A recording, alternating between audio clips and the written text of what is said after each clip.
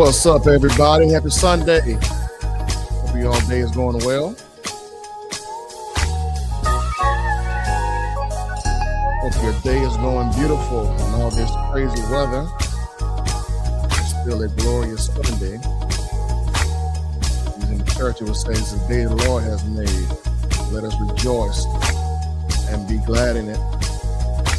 I'm your host for this nightcap chat, Joshua E. Smith, aka Ele'azear, and I hope you're doing well. Thank you so much for being here as we put the end to our weekend and the beginning to another week.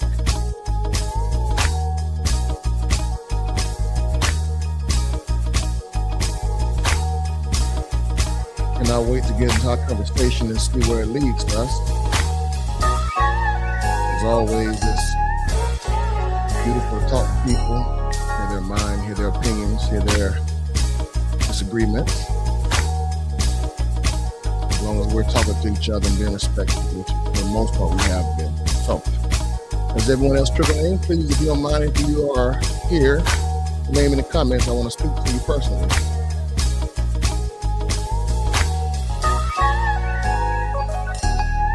I want to personally say thank you for being here. What's up, Nicole? How are you? Nicole, I may have something for you as far as a project I'm working on. I'll announce it pretty soon. Princess, how are you? Thank you for being here. Thank you for your support. As you come in, please hit the like button if you don't mind. Also, make sure that you are a subscriber and that you have the alarm notification on, so that when we go live, you will get notified. We have a lot of good things happening within the next 3 months on the platform. So I thank you so much for being a part of this. We're going to be growing rapidly and doing different things. So I'm super excited. I would love for you to be a part of it.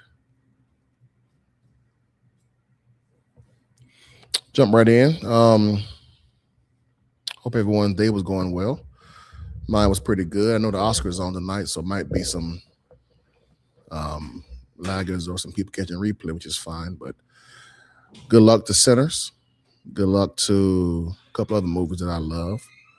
Oh, thank you. Jesse is cool, man. Jesse makes speaking with him easy. Hey, Londa, good to see you. Courtney, good to see you as well. Thank you all for being here. So before we get started, I do want to make a announcement. Like I said, I know the Oscar is on, so I'm not going to prolong everyone tonight.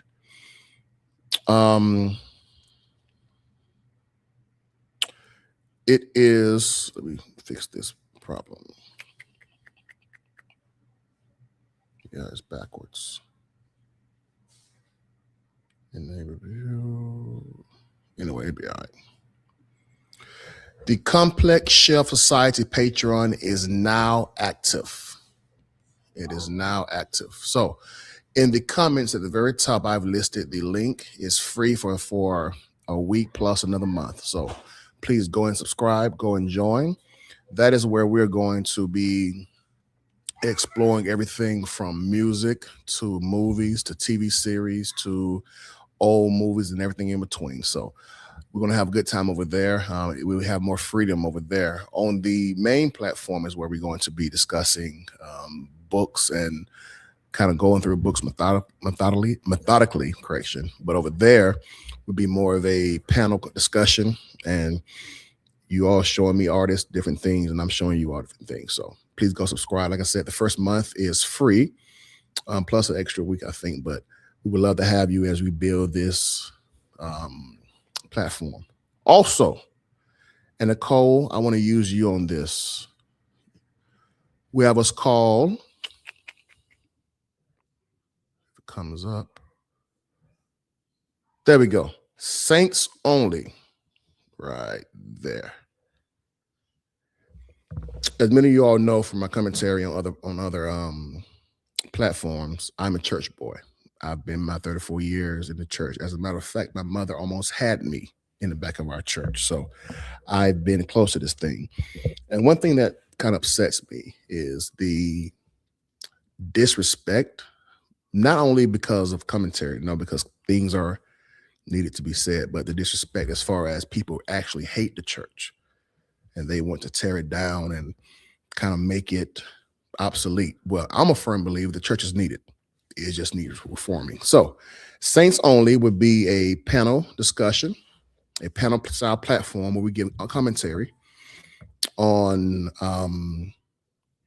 the most viral events in the church world. The only difference is when we give commentary, we are hiding the people, the ministry, and the preacher. We're only going to attack what was said, what was done, and kind of give our opinion and see where everyone stands according to Bible. So this is going to be fun, man.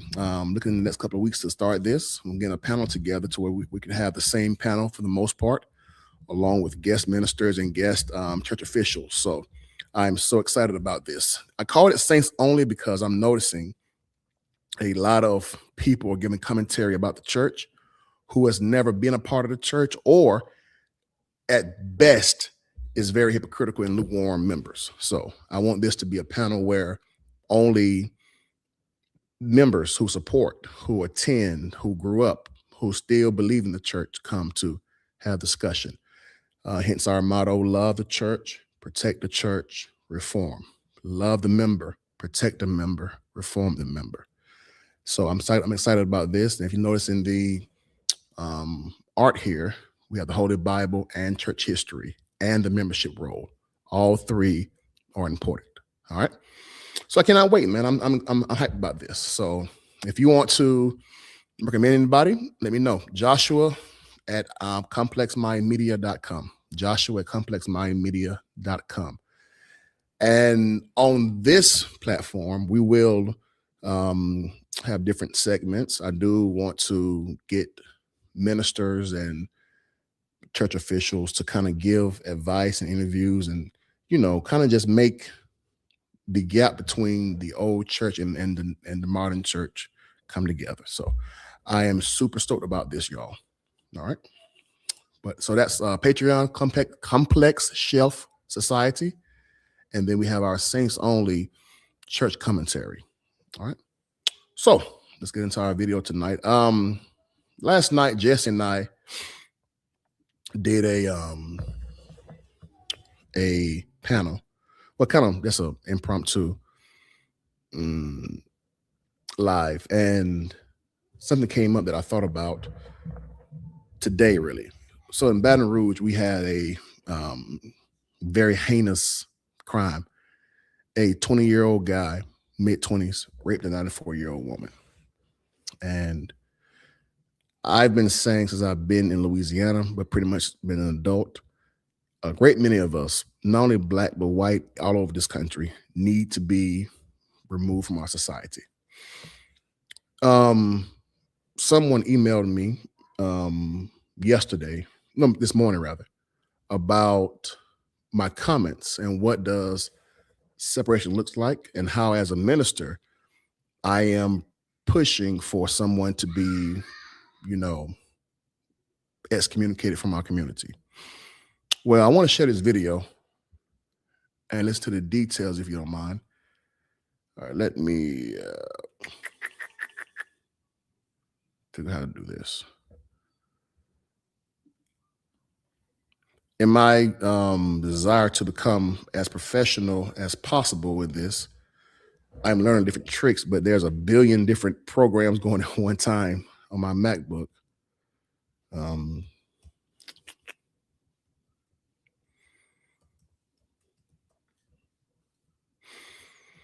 Tonight, we're going to be discussing the most vulnerable of us.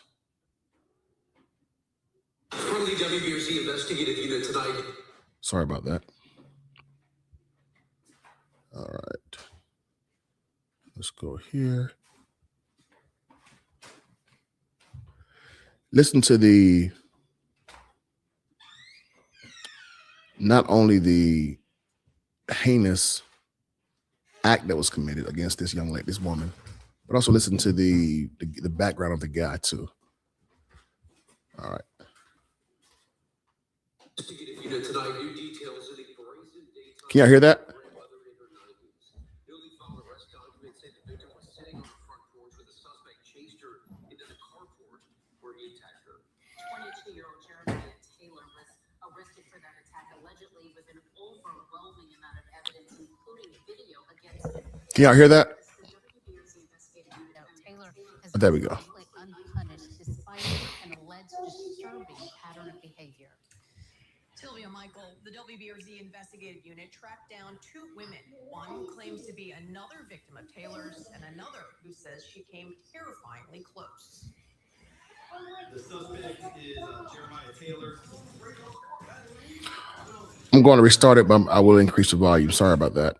Okay. WBRZ investigative unit tonight. New details in the brazen. Is that better? Of a grandmother in her 90s. Newly found arrest documents say the victim was sitting on her front porch when the suspect chased her into the carport where he attacked her. 22-year-old Jeremiah Taylor was arrested for that attack, allegedly with an overwhelming thank you, amount of hey, evidence, CC. including video. Thank you for being here. However, as the WBRZ investigative unit found out, Taylor has gone mostly unpunished despite an alleged disturbing pattern of behavior.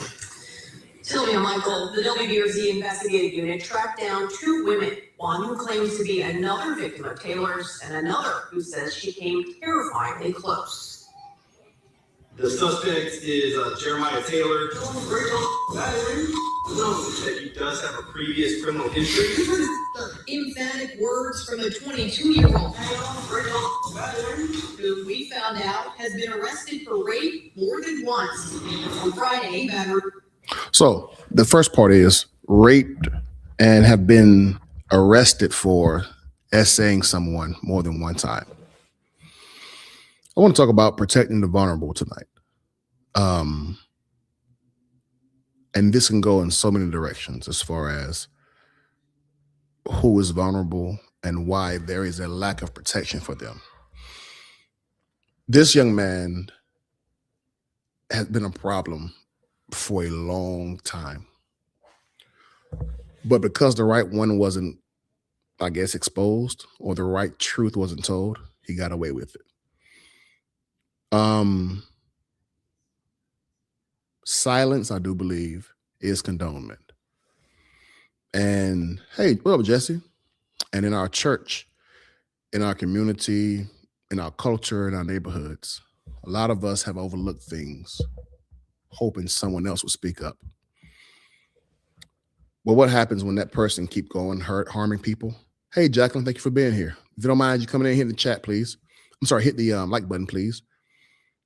Hey, CC, I'm trying to temper my tone down, but I feel you on that, baby. I feel you on that.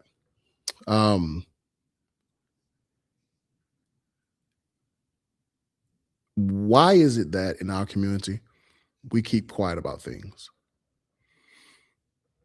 We keep those around us that we know are just evil people. When you assault a woman, when you take her body, her agency, touch her, make her feel uncomfortable, why are you allowed to walk the streets? When you cause harm within our family, within our community of friends, but you're still allowed to come around the people for Thanksgiving, Christmas, whatever. When you are on the job, someone who has power or money, and you continue a pattern of essaying people, quid pro quo, but it's against the will of somebody else, and you still get to walk free. That's snitching. See, that's snitching ideology. I explained this to someone the other day. Snitching is not you telling just in context. Snitching was, let's say me and Jesse go out and rob a bank. And I get away, he get away. But he gets caught. And then because he wants to go down with me, not by himself, then he includes me or try to tell them where I am. That's snitching. If I see someone getting beat upside the head and I call the cops, which is my civic duty and right, that is not snitching. And to your point, CC, I read a Reddit post about this guy. And you still have people who are upset with the family member that turned him in. Snitching. A 94-year-old woman. In order to protect the vulnerable in our community, in our homes, in our schools, in our churches, you have to learn when to speak up.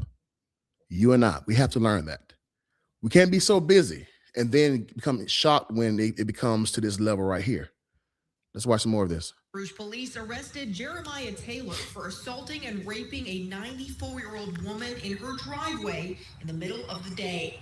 We uncovered Taylor's troubling history of sexual violence. Jeremiah was with me maybe 6 to 8 months before Jeremiah thought it was okay to inappropriately touch me. This woman, who did not want to be identified, told us she was Taylor's foster mother during COVID. I felt something on me, and when I got up, I seen him running out of my way. Without getting too graphic, I wish that was true, Jacqueline. I don't know. And fondled himself when he was just 16 years old. Jeremiah just thought it was okay to do what he did, and once my mom... Let me pause right there. For those of us that have sons, those of you that have sons and have people, young men, learn the signs early. It's not natural to let your young men be overhyped or touching or being around your girls in certain ways. It's not okay. It's not okay. There's no excuse for this guy right here, but it's not okay. It's not okay. And then to say your foster mom, bro, what are you doing? Bruh, what are you doing? And not to victim shame, but accountability. Why wasn't she saying something? Or the other women? This guy is he's a menace. And let's not always push it off on the world. A lot of our pastors have been menaces. A lot of our bishops, a lot of our deacons, a lot of the women in the church have been menaces. Just going quiet, but there have been signs there. Whenever you're harming people or causing harm, and you repeatedly do it, trust me, there's always signs, like Jesse said. Another minute, we're done with this video. Asked him that particular night, why did he do that? He said that he wanted to see how a grown woman feels.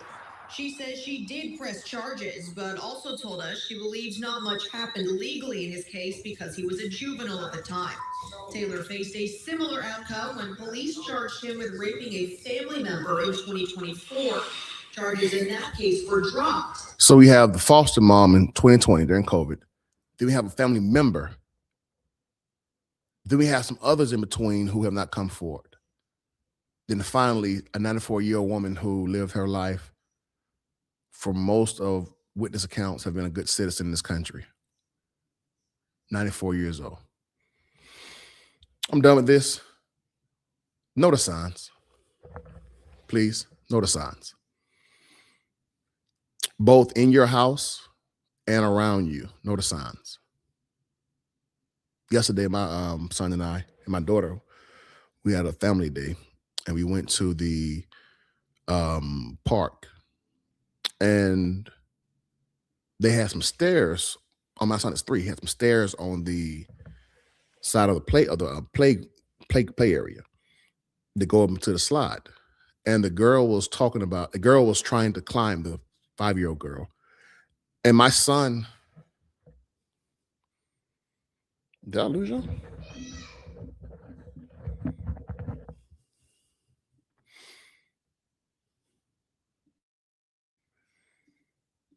Can y'all hear me?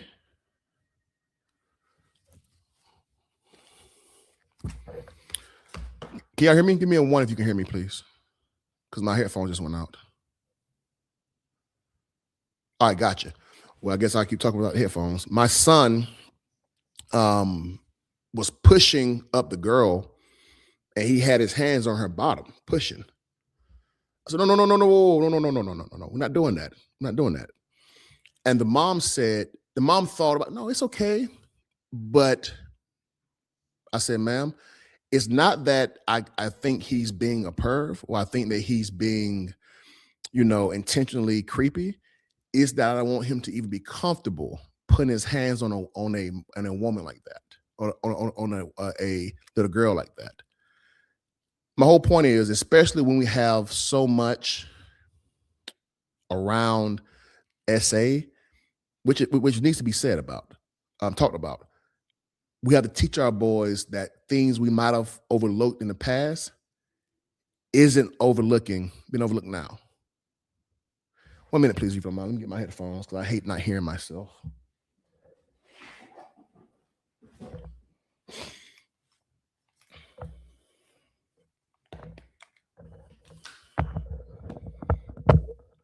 I try to be cool and have my Apple AirPod Max on, and they cut off on me. But like I said, please, please, please. And you're right, Jacqueline. It could have been. Thank you, CC. And I'm sharing that story not to make myself look good, but to just show us just things that it's easier to train a boy than it is a man. Start early. And start your daughters early with knowing what not to do. In my opinion, your daughter should not be, if a man is sitting down, I don't care who it is, and he got his legs open, like men do sometimes, your daughter shouldn't be walking towards between his legs, giving him a hug. Just some things, if you nip it in the bud early, then the big things will feel uncomfortable, will be unnatural, I hate getting SA cases. Hey, Princess, God, I had a friend in Georgia who she had a battle between her brain, her heart, and her dreams. She always wanted to be a caseworker, and she was happy. She loved the job, but the cases she was getting, it was literally killing her. Her mental health was in the trash can, man. But she didn't know how to stop. As a social worker of 21 years of kids, I'm always on high alert. My very case. Hey, ladies, when you get these men, please do background checks. Like, please, please, please. I don't care if they are the best talker, the most promising. Please get background checks. Please, please, please. And don't be afraid to discuss with your husbands or your sons or whoever about, hey, our little girl or our girls have to be protected. And also to our boys, man. I never knew that so many young men were essayed by other men. Never knew that. Never knew that. And you're right, Jacqueline. It starts in the family. It's not just something outside. It starts in the family. But we don't talk about it. I want to do one more video. Now, switching gears a little bit, and I have the link posted for if you want to come up and talk. Oh, also, I have a number, a call-in number, but for some reason, the setup is not quite right. But the number is going to be 855-560-MIND. That's 855-560-6463. So we'll be able to do both StreamYard and we'll be able to do call in.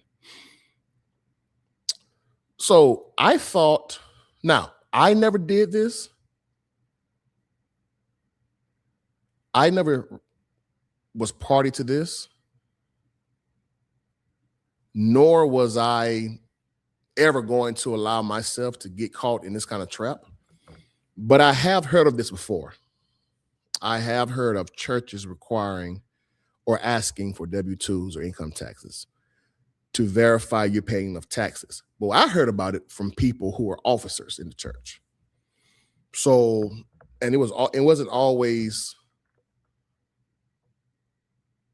oh, there we go. It wasn't always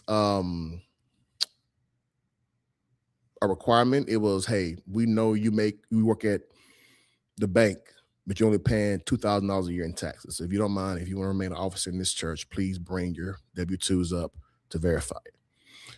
Well, apparently this guy right here, this pastor, said, the hell with that. Men and women had a case with a mother essay her son.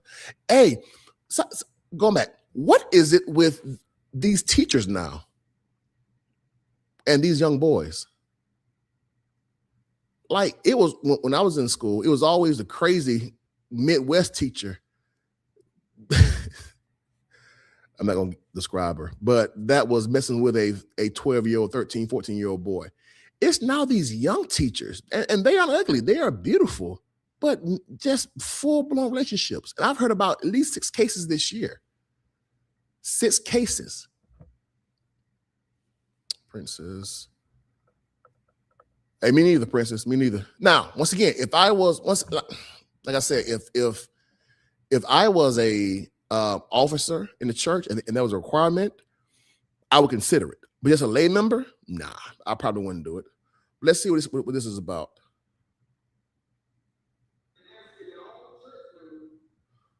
Let me bring this up. All right, that's right. Bring a copy of your tax return so that I can review them. I'm gonna put a stop to some of y'all playing in my face during tithes and offerings. Come on, boy. Sunday morning. Come on, boy. He tired of y'all. All church members bring a copy of your tax return so that I can review them. I'm gonna put a stop to some of y'all playing in my face during tithes and offerings on Sunday morning.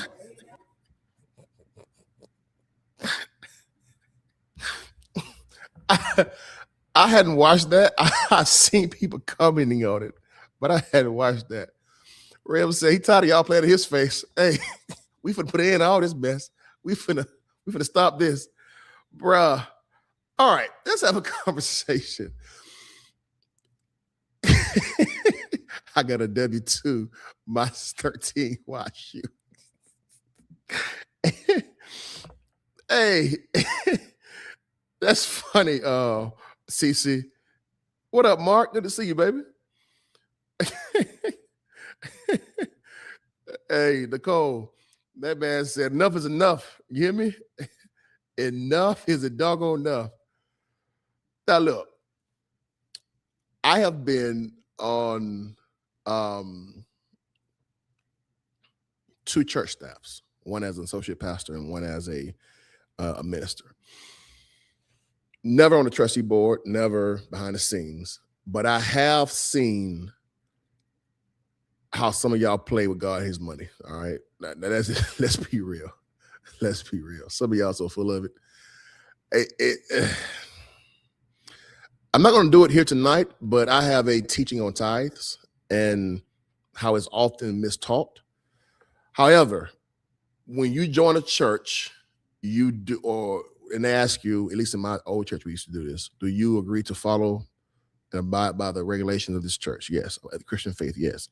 Do you agree to be a tithe-paying member and to support the church? Yes. All right, cool.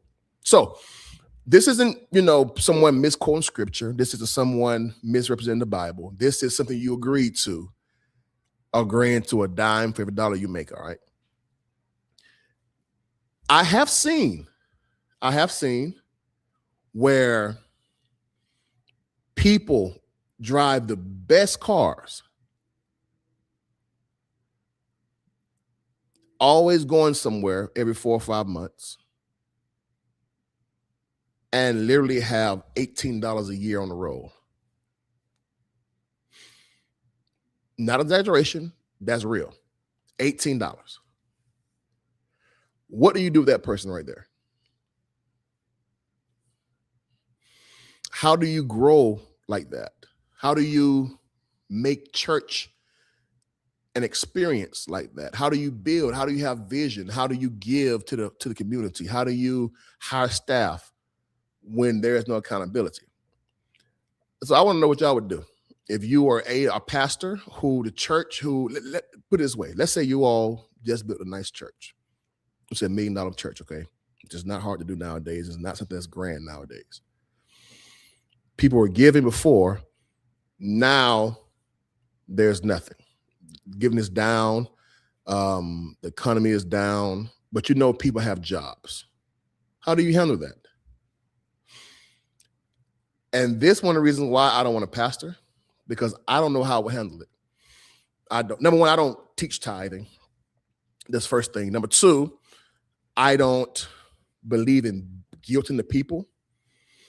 But at the same time, hey, if you want something to be here, if you want to have nice things, especially if you're gleaning from the ministry, you're getting words, you're getting counseling, your family is being restored, you ought to give something. The saints must have work. Mark, bruh,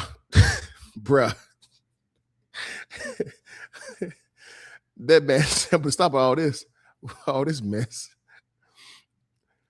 I'm interested. Like what I understand.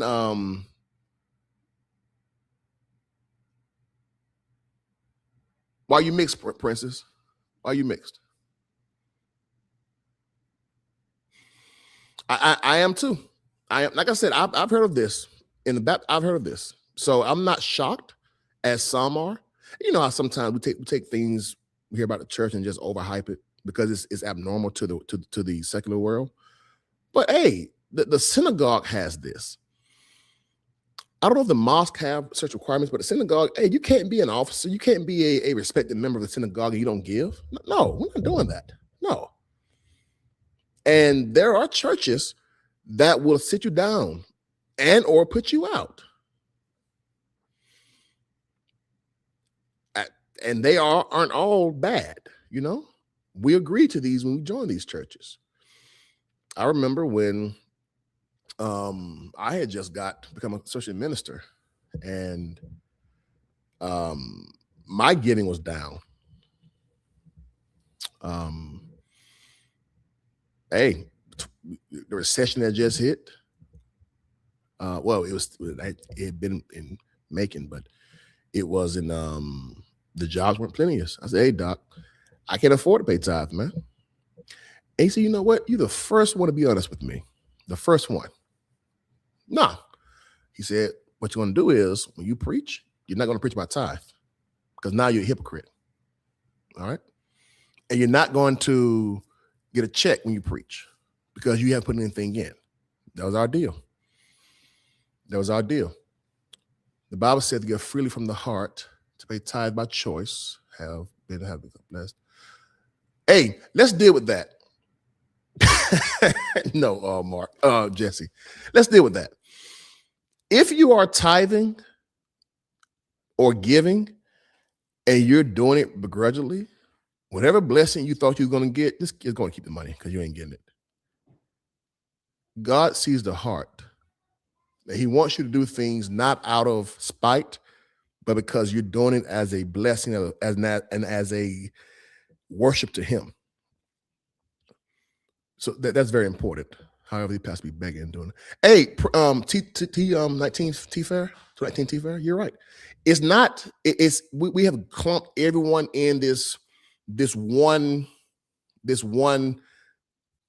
gulag, if you will, but it's too complex. As they should, what, Jesse?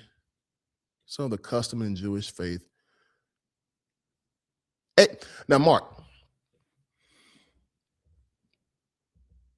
if you say that, well, we don't have the economy, we don't have the same structure, bruh, Jews have far less people in this country than we do.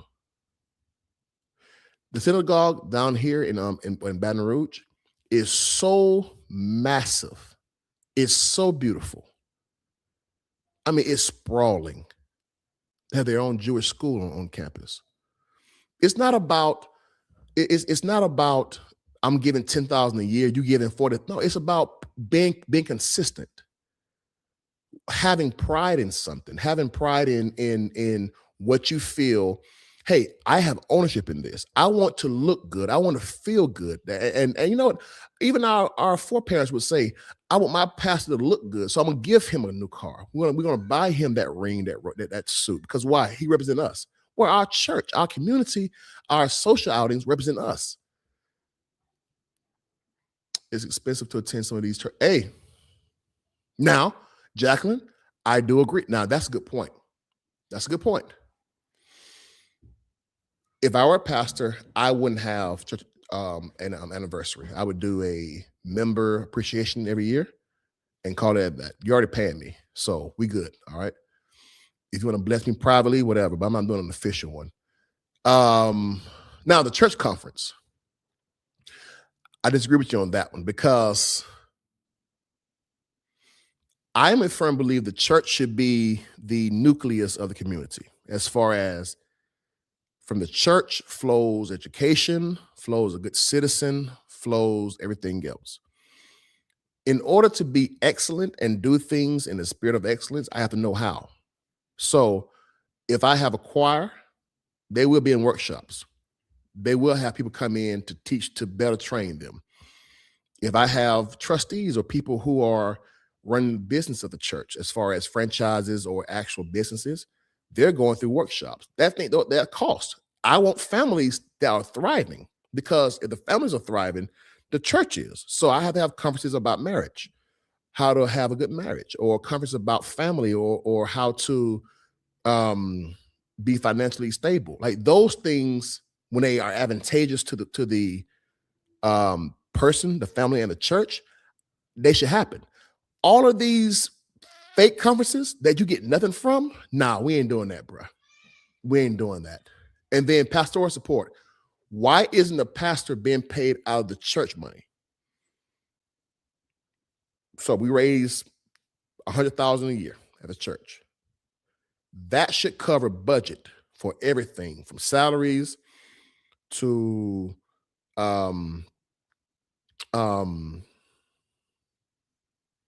pastoral traveling, the church mortgage, whatever. The problem is we're having churches who are bleeding money. They don't have a budget. I know of a pastor congressman from Queens who used to have him. Hey, like I said, Nicole, this is new to me. This is new. My mother friend's passed last year, was a member of the church for 30 years, taught Bible study. Was it for the building presses? Wow. Little as much when God. Hey, come on, Mark. Mark, I've seen firsthand, and I've been a part of ministries that we have outsourced or out performed churches that had more members. But you know what happened? The 80 of us that were in there were tithers. We gave. We were consistent. We supported. And the one that had 500 members now have a mortgage, and ours are paid off. Because why? Little is much when God is in it. The key word is when God is in it. And a vision too. A man or woman of God that has a vision is important. Not everyone believes in tithing. Some just believe in giving an offering. Interesting.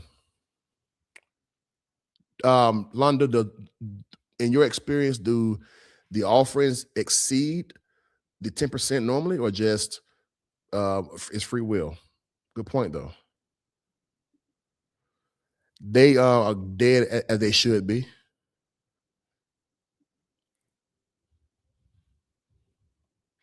Jamal Bryan said something that was very insightful. He said, we've taught about tithing, but we haven't taught about budgeting.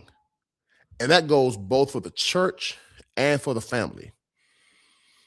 Why is it that we've raised all this money? So, for example, if a family of 4 can buy a home, have a car to eat out, whatever, why can a church of 100 people do 100 times that? Budgeting, living within a vision, living within a boundary of hey, we're going to do this right here, one at a time.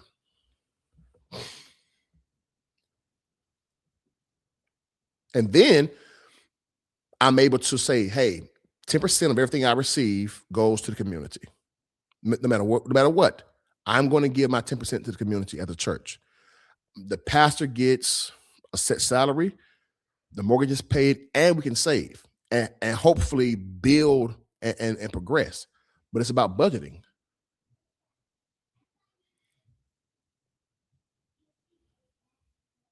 Bruh, Mark, I grew up, man, during our convocation.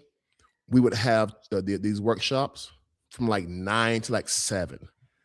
But man, you learned so much. It was always somebody from the professional realm, whether a recorder, a producer, whatever. So you learned so much, and you felt as if you're now a better singer. You're now a better choir member for that.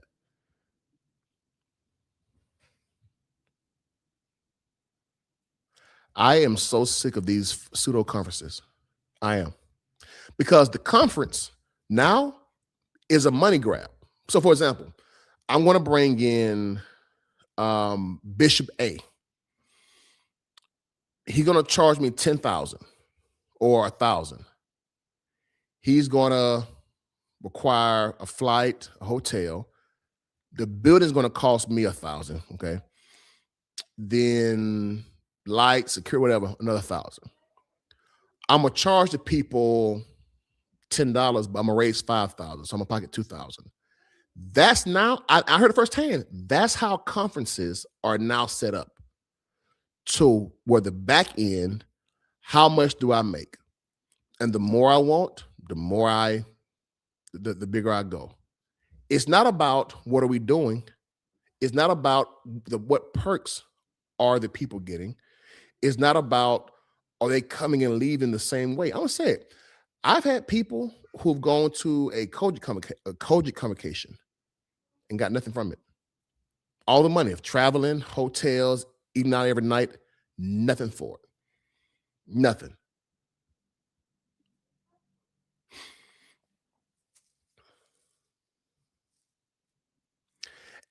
I pay my tithe faithfully. However, I do question the church mismanaging of funds. Yet pastors' children go to the best private schools and ride the newest cars. I want the church to do right about it. Here's where I'm at. If I was a pastor, I would never go a year without releasing the church statement. Never. Never. When people feel as if you're doing right and they are seeing their money both tangibly in the building, in the workshops, in what we're doing for the community, in the design of the church, and they're seeing it on paper, they'll give more. If you want me to give you more money, motivate me. Put a project on and let me see results. I'll give you more. I'll give you my time and my money. But the problem is they can't do it because why? Like she said, the money is going elsewhere. They were free will. Okay.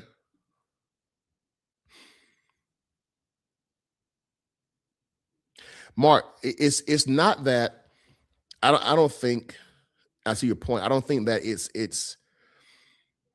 the church regressing. I think that people are just money is so finicky now.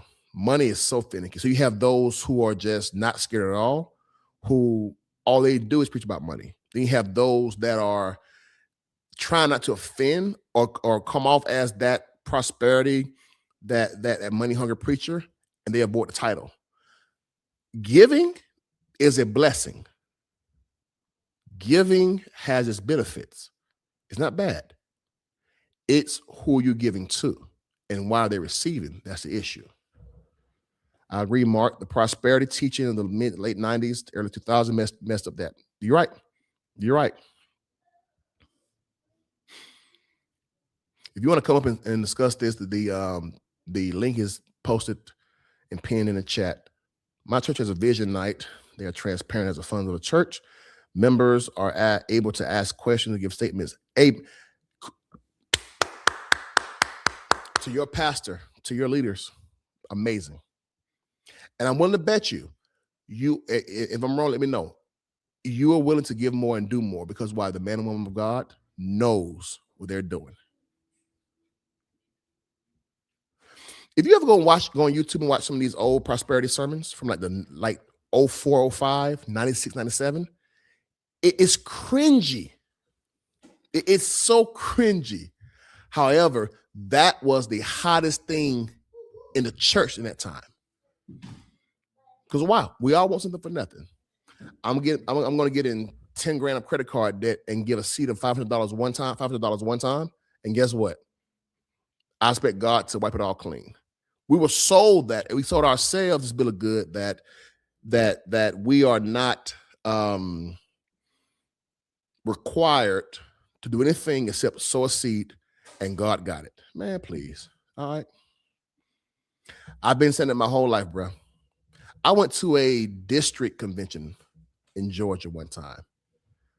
All these dues, all of these offerings, and I got nothing but mediocre preaching and some good singing. Nothing. Not even a free chicken dinner. Nothing.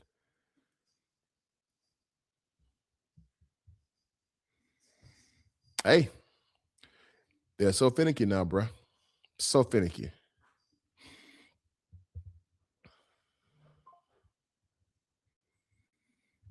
Caucasian churches doesn't talk about 10% come to the altar with 10,000, etc. We never see. London, I'm gonna push back, London. They have them, but the problem is they aren't as charismatic no more. But I know two, I know one in Zachary, Louisiana, who does this, and I know one in San Antonio who does this. But like I said, they aren't as loved as the Todd Halls Allah of the world. And the issue is too, you don't have pastors parading this mess around, because why? He's going to kick back.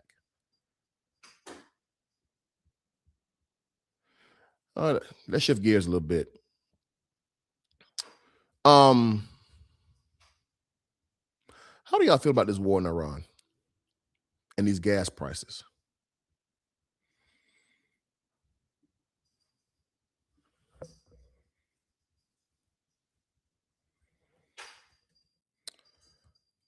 We had a meeting Friday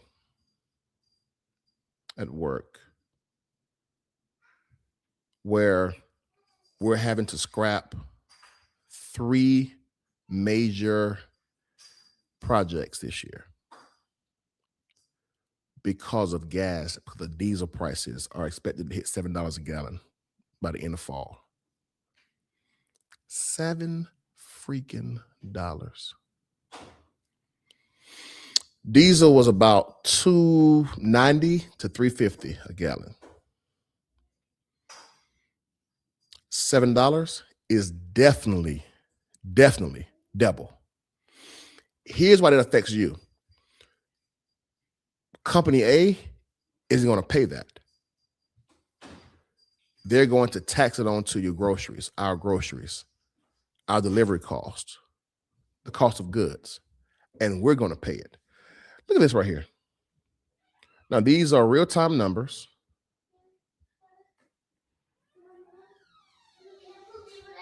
Let's go to a fairly, look at Mississippi. $3.21 a gallon. This is for unleaded. Texas, $3.38. Tennessee, Kentucky. Now, I live in Louisiana. We have all the gas. $3.36 a gallon. Like on top of inflation, on top of taxes, on top of just cost of living, can't even go out of town anymore. Now I got to spend, and they're saying, this is credible sources, it could hit $4.15 by summer, average. Screen froze. My bad. Should be back coming. Should be coming back. All right, there we go.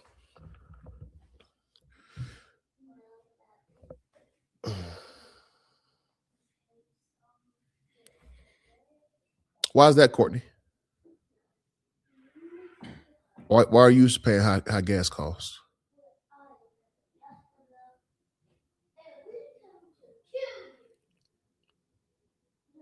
War is about money. This war isn't even necessary. Too much price gouging going on. I agree. Gas is not that high yet in Miami. We're between 3. That's not high in Miami? $3.75 is not high in Miami? Are you serious?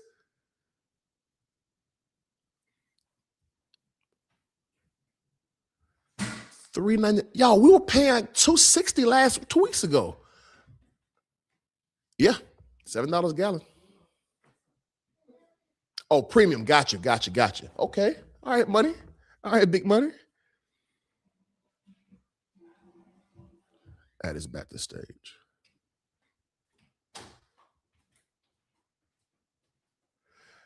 I brought this up because a friend of mine was going to go to, you ain't lying, Jesse. A friend of mine was going to, they were planning to do a road trip for his birthday this year, his 40th birthday. And he wanted to go all the way from Savannah, Georgia up to Canada, but he wanted to go through the West Coast. He had to cancel it. Can't afford it. His budget has literally almost doubled. And then they are putting out our reserves, our strategic reserves to cover this mess up. And rather than Mr. Trump saying, hey, I messed up, I jacked up, let me just get out of here, he's going to wage his war on to the point where we're going to have to rely on Russia for diesel, for gas and oil. He didn't, Jesse.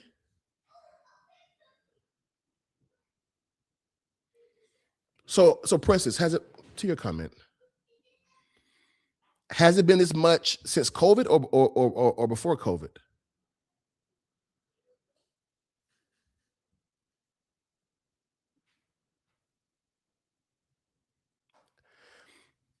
I don't care what you say.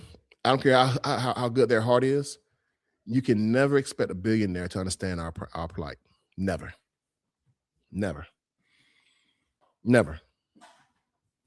It's to the point where he's so disconnected that, remember, we had the Great Gatsby party and inflation was still going like 20% month over month. He's having a Great Gatsby party. Like he's clueless. He's clueless.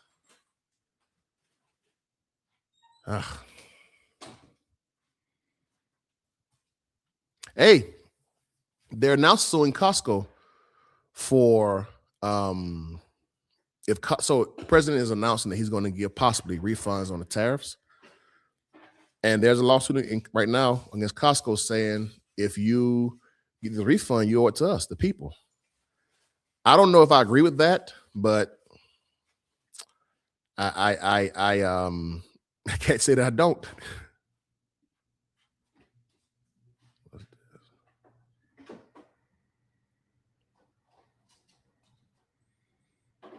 And then also too, natural gas is going up. So it's very cyclical, very cyclical.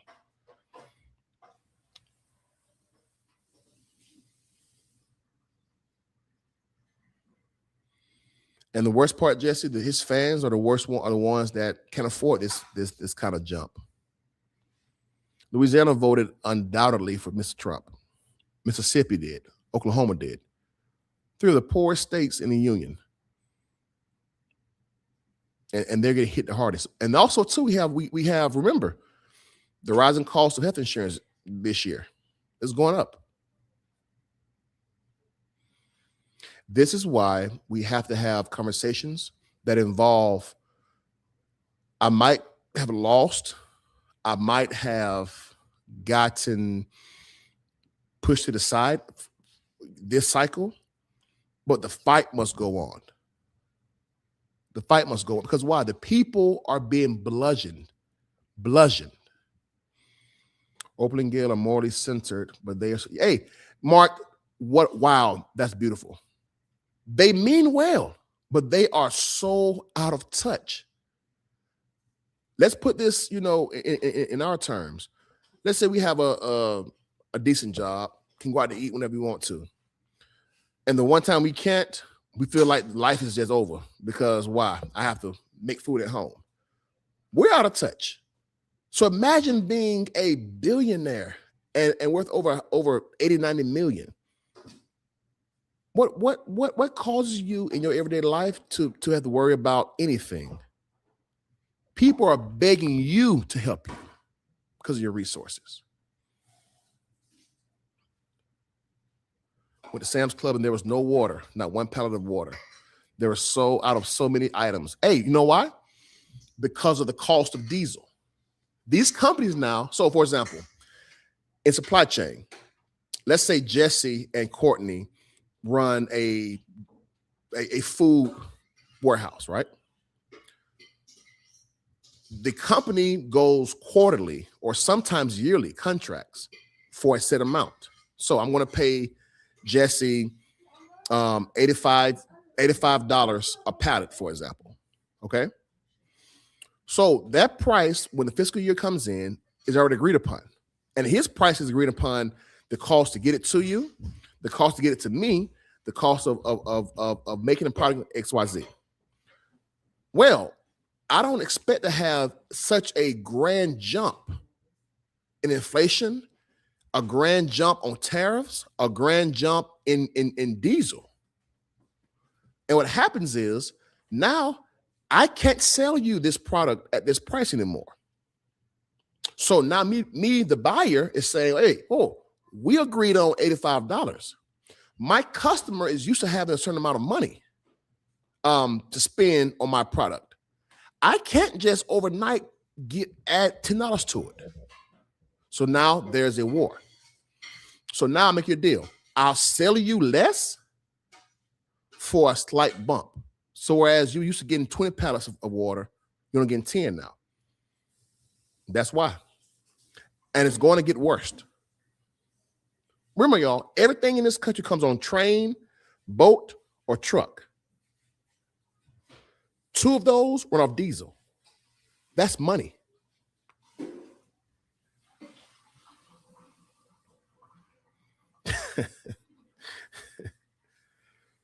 and CC, the worst part is this is only going to the 3rd week.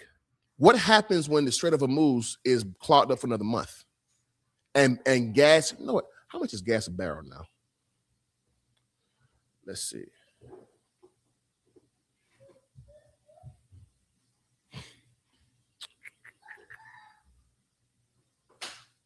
I see the issue. How much is? Go to my iPad.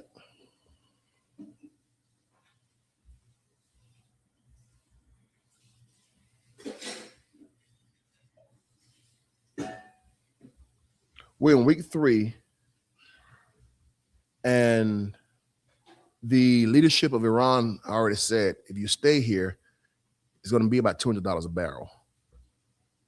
We're going to see to it. And you go online, you see the tankers blowing up. You see the mines that are in the strait. Y'all, 20% of the world's oil comes through that strait.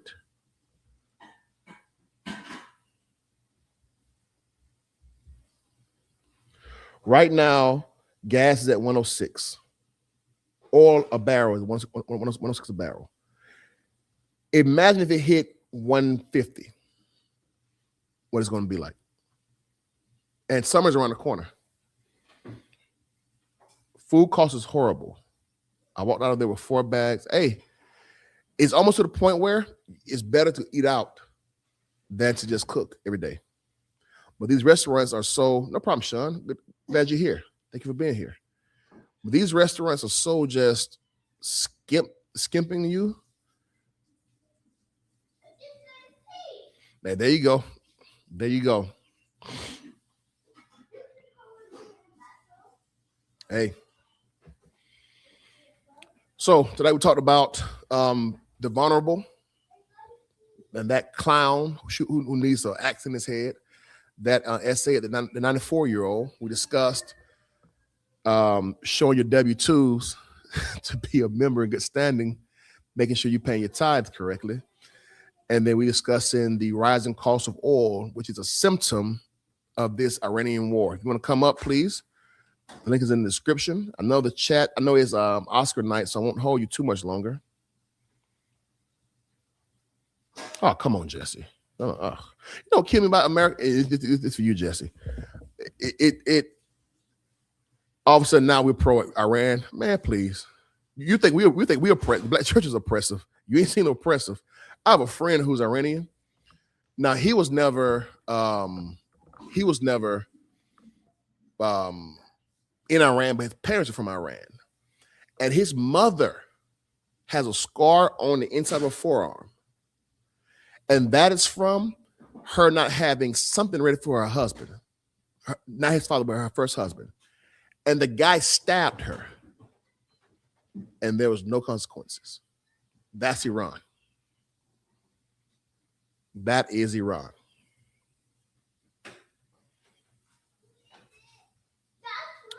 I'm caught between two straits here.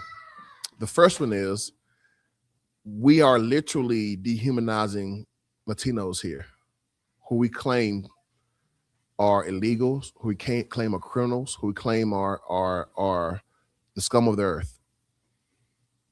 And Americans, for the most part, are too busy to even comment about it. But our eyes on Iran, and we are losing our people. We're paying a price, both in the cost of goods and in our soldier lives. But at least those people are getting some relief, possibly. I'm caught between the two.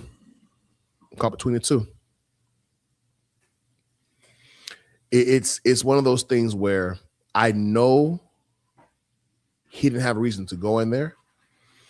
But if you've been following the women protest in Iran and the rebellion against the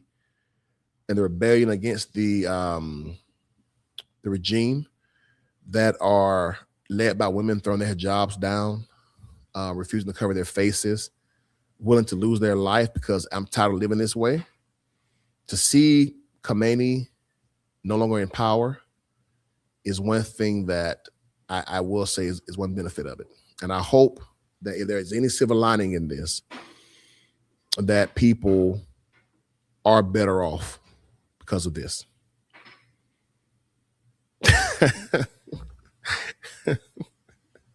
Jesse, oh boy. Hey, come up, Jesse, real quick. You busy? I want to ask you something. If you are, don't worry about it.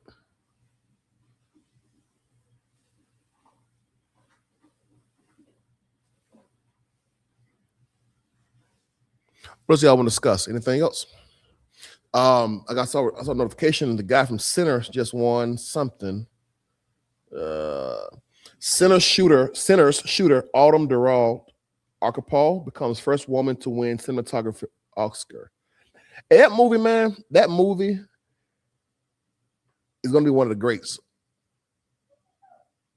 It's going to be one of the greats. So we killed the leader, but his son took over. Hey, they're saying his son is wounded. Like he was wounded in the attack. They haven't heard anything from him as far as the people, and he has made no public appearances. But if it's interesting to see if his son dies, then what's next? Well, he didn't claim it's for the women. He claimed it was for our protection against them and their ability to attack us within a week. Like I said, I this is so pointless to me. So pointless. One of our retired generals in Georgia, his son was one of the ones that died over there. It's so pointless. And then you have this idea of if it keeps escalating and you draw too many resources, then there's China attacking Taiwan. And how do we prevent that? Or how do we stop that? You know? I don't know, man. I do hope, however, that when we leave, things are better for those people. I do hope that. But as of right now, I don't feel it will be. And that's unfortunate because we're going to pay the price as a citizenry, whether it's burying our sons and daughters, our brothers and sisters, or the price of goods going up. And another thing too, if he keep going deep into this war, how do you come out? How do you get out? What's the game plan? He doesn't have one. And then now his eyes is on Cuba. For what? For what? No, Mr. Obama allowed us to go to Cuba to travel.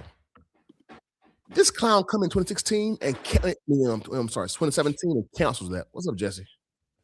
Well, you know, I've been summoned, so I'm trying to figure out what you want. What you want? Would you be against joining the military? So I wanted to be a Marine Corps officer. That was my purpose in going to college. That was my purpose in doing ROTC. I'm a firm believer that you can't just keep taking. All right. So if he tells me, hey, I want to serve my country, I would be proud of him. I wouldn't talk him out of it. But I would also show him the people who have lost their lives, and not just dying, but also lost their livelihoods as far as being injured, and they aren't getting paid. They have to fight for their money. So I would show them. I would show them both sides. Last night we talked about, you and I discussed the AI. Do you think that if AI makes life much better for everyone, that the depletion of our resources is worth it? I lost Jesse. Princess, I'm struggling with 20-year-old one to join the Air Force. Why are you struggling, Jacqueline? What's wrong? And also, too, why she want to join? That's a big question. Is it for a quick, like there are no jobs in the area, or is it that she, like this is her dream? I'm a military kid, so I know the downside of it.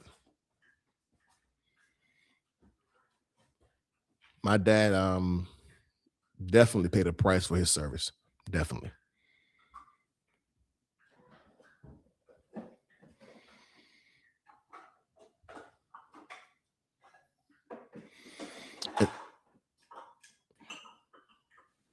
Yes, sir. Okay, but back to your question. I would not want the depletion of our. My bad. I was starting to hear my own voice, and I hate that. But anyways, I would not want the depletion of our resources to cover AI at all. No. All of these data centers concern me, Jesse. Yep. When we got off last night, I did some research. These data centers are using because you mentioned about how your friends refuse to use it because so much water is going into it. And I thought about it. Why am I using this much? You know, is it required? Especially when, and I might lose my. Hold on, something is about to go dead. Hold on, please. Especially when, when we already have a water desert coming. That's something you all should read about. The water insecurities that's coming to this country. In Palestine, they have literally drained themselves dry. Have to have water shipped in. We're seeing droughts nationwide. Like, this is serious. And we are building these data centers. I passed one a couple of months ago. It was almost a half a mile long. Really? Imagine that. A half a mile long. I've seen buku warehouses. I've seen ports. I've seen supply chain hubs. I have never seen a building that big in my life. And you know, it makes you say, what is the reason for it? Well, what is so necessary that we need a data center to, you know, drain all of our water? It is not producing the results for that. They're saying it's going to though. They're saying it's going to pay off. Now, question. Fast forward. Okay. Go ahead. Oh no, go Oh, ahead. I just got a question. So, what is, and this is seeming like this is starting to become a question throughout the country in various sectors. What is the Mhm. purpose of having a damn data center when people are dying in the street because there's no water left? What are you going to sell people if people are out on the street homeless because they can't afford the places to live anymore? Who are you selling things to now? And that's the being that a question. If all the jobs are gone, who's going to buy your product? Mm-hmm. Um, I I've felt this way for a long time. I think that people are just picking the last remains of the meat off the carcass. Yeah. There's no need to think about the next 50 years or 20 years because I won't be here. I'm leaving the country. But right now, it's money to be made. It makes no sense, but I'm going to get this money and leave. And that's so immoral. So immoral. It's so immoral, but then you also have people um who are just delusional and they're not thinking about they're on the other side. You're not making that much money a year and you're just thinking like, oh well, it'll be okay tomorrow. I'll be able to push this bill off on something else. No, like we need to all collectively be standing in together with each other saying this is not right. We need to take this country back over. We need to take society back over. But Did you you know don't have enough. Oh, go ahead. for the first time in history, y'all, we have more billionaires. So we have a Congress that is richer than the average American. Wow. The average congressman is way richer than the average American. And I explained to back when Trump first came in this is like 2015. So when he was first running, I was explaining this to this white guy that was at the job that I was at the time. And I'm like, bro, you don't want anybody that's rich to be in power.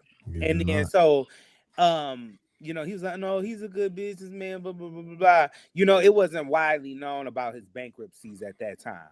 Mhm. And I'm just like, they don't care about the humanity of the everyday the humanity side of things. They just care about books being balanced. Now, if I'm at that time, I was only 21. If I was able to comprehend that then, why ain't these grown people able to comprehend that this is not a good situation? And then, that was the same year, 2015. That same year was the same year that a millionaire governor in the state of Michigan set up the emergency manager in Flint, and that's what caused the whole Flint water crisis. Because you're so concerned about books that you forget that humans are still there in the equation. Somebody getting a whooping at your house. You ain't lying. They're about to. That's the worst part. And that's why corporate America is so it's so horrible. It's quarter to quarter. Bump the future is this next quarter coming up. My bonus, my books, my shareholders. There's no foresight. Yep. Those of you who love to read, you ought to read. And it has an Audible. My favorite book, well, my top 10 at least, by Octavia Butler. It's called Parable of the Sower. She writes this in the mid 90s, but the book time frame is 24 and 25. Mm-hmm. And she literally predicts this dystopian America. Watch this, where the candidate has a slogan, "Make America Great Again." To the point where corporations, when they hire you, they don't pay you a wage. Mm-hmm. They give you a place to stay. They give you food and groceries. Yep. That's how bad the country is. And you barely get that. Novels. You're right. Yeah. You're right. And Trump alluded to that last and around Thanksgiving, if you don't recall. He's over here talking about, oh well, Walmart has a bundle for $40. Oh yeah, Thanksgiving time. Oh, that clown. And it was like, I don't eat none of that. I'm not cooking a turkey. I'm not, if you mashed potato, we don't eat mashed potatoes on Thanksgiving. Stuffing and Yeah, green box bean stuffing. casserole. We don't eat that down to the, to the black household. It costs $200 at least to just cook a small meal. Yeah. And then that's not feeding like the whole family. That's feeding a couple of people. Yes. Eight people at most. That was just for me, $200. Man. So it's ridiculous, and that was the first thought that I had was like, especially if you read Animal Farm in grade school, it just reminds you a lot of communism. It does. A lot of that rhetoric that Trump has been spewing out, a lot of that has been communist talk. And whenever the people start to wake up, there is a pushback. Okay. That's why it's important. You probably can't run a million-man march, or you probably can't run a podcast to get 1,000 eyeballs every minute. What you can do is have conversations. What you can do is vote in your local elections. What you can do is be involved, be knowledgeable, read more. These things will help us be informed. Go ahead. We can only be so informed, but it honestly, it's a scary time, because when you do tell people things, they don't take it serious. Just like they didn't take it serious back in 2024. Back even in 2016, we don't even know if people are gonna take it serious this year. Because this is a very important. Well, they're hungry. Is yet to be seen. Because it's so much propaganda is out here. It's scary. It is scary. You have so many black people going around spewing out this whole, they're not going to do anything for you. And then you even have church leaders out here spewing out propaganda. It's scary. On our first episode of Saints Only, we're going to discuss what is a good leader. Mm-hmm. And we're going to discuss what is a leader that makes sense for us moving forward. Mm-hmm. Because if this person is so out of touch with me that he or she cannot realize I'm hungry, that there's a struggle, there's a tension between paying my mortgage and paying my light bill, and how do you help me with that other than just telling me to pray about it? And I think, go ahead.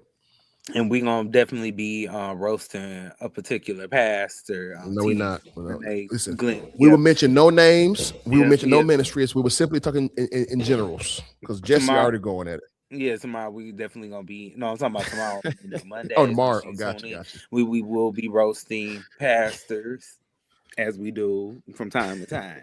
So, hold on. Let me address Jacqueline. London has a good comment. If that's his only reason for going to the military, there are now a number of schools that offer cybersecurity as a major. I can forward you some information if you like. Thank you, Londa. Please do. Jacqueline. If it's his dream. Now, once again, I'm pro-military, because what we have isn't free. And we're seeing as Trump make these drastic cuts to our liberties, we're seeing how life can be different overnight. Someone has to defend it, and I'm pro-military. However, I will ask him to consider both the pros and the cons, and above all, pray about it. Is this God's will for him? Well, and as Londa said, as Londa said, there are more ways now to get the same results. Now, back in the 90s, these programs weren't as ubiquitous as they are now. So is he doing this out of just, hey, it's the easy way to go, or is this his dream? Go ahead, Jesse. Mm-hmm. Yeah, Jacqueline, you tell my cousin he better stay his black ass up out that military. Oh, please. Stay up out of there. I'm anti-military, and I'm anti-military. Don't go. Stay home. It's all our kids up there getting taken out. Chat. This is our country too, chat. Okay. This is our country too. Didn't you see the black guy that just got taken out this last time? Don't do it. Don't do it. Send Baron over there. Send your Chat. big back child up over there. We don't let your black kids For go him to sit fight on for here access. and snap and go on a tangent, that's freedom. Freedom cost, okay? For him to come up here at the food, that cost somebody, all right? This ain't your fight, cousin. Listen, this is your country, chat, okay? It is your fight, all right? It's your fight, okay? I tell you what, if Xi Jinping come over here, it's your fight then. If Putin make his way across that ocean, it'll be your fight. And Putin ain't doing nothing in Ukraine. Oh, hush, matter Nicole. of fact, Nicole, always green with it's Jesse. so bad over there that the birth rate is in the negatives right now. You ain't lying. You ain't lying. So you worry about your mess over there. You ain't lying. I tell you. Listen, everybody. Tomorrow night we're gonna have our infamous Millennial Mondays on at Jesse Online platform. I cannot wait. Also, we have our Patreon in Complex Chef Society. The link is in the chat. It's free for the first month and a week, and plus 7 days. So please come join us as we build this. Any last words, Jesse? Don't do it. Don't. No, hey, good point, Londa. Good point. If you're gonna go to school, because you know, might as well be an officer and make the money. I just don't see it seriously. I don't see it being a win-win for your son, especially with these. They're looking at our people as just another number, another input in the algorithm per se. They don't care. They don't even show respect at the burials of soldiers anymore. So this is not 1993. This is 2026, and we have a whole different type of thing going on. There's they don't even respect black leaders in the military. Or even in the corporate culture right now. Our education system is jacked up. How do you have somebody that didn't even get an associate's degree from a community college, but you got a banner of him up at the Department of Education? This country can kiss my black wobbly. Okay, that's enough. Y'all be and blessed Chad, tonight. He ain't going nowhere. He gonna stay here, and he just ain't going nowhere. Oh, what a fraud! I'm going to Brazil. What a fraud! You going where you going? Senegal? I'm going to Brazil. Oh, I said go to Africa because they got something for you over there. Go to Brazil. And I got something for them. Yeah, we can do this now. Don't get a misconstrued. Still get Detroit. They got a lesson for you over there. Yeah, thank you, brother. I got a lesson. All right, y'all be blessed. See you tomorrow, baby. Hey, chat, if you want to support the platform, please, it's Zelle, Ele'azear at outlook.com, and also Venmo at Ele'azear. Both descriptions are in the link. Both links are in the description. Also, if you want to contact me for anything, Joshua at complexmindmedia.com. Thank you for being here. Have a blessed day. We'll see you tomorrow night.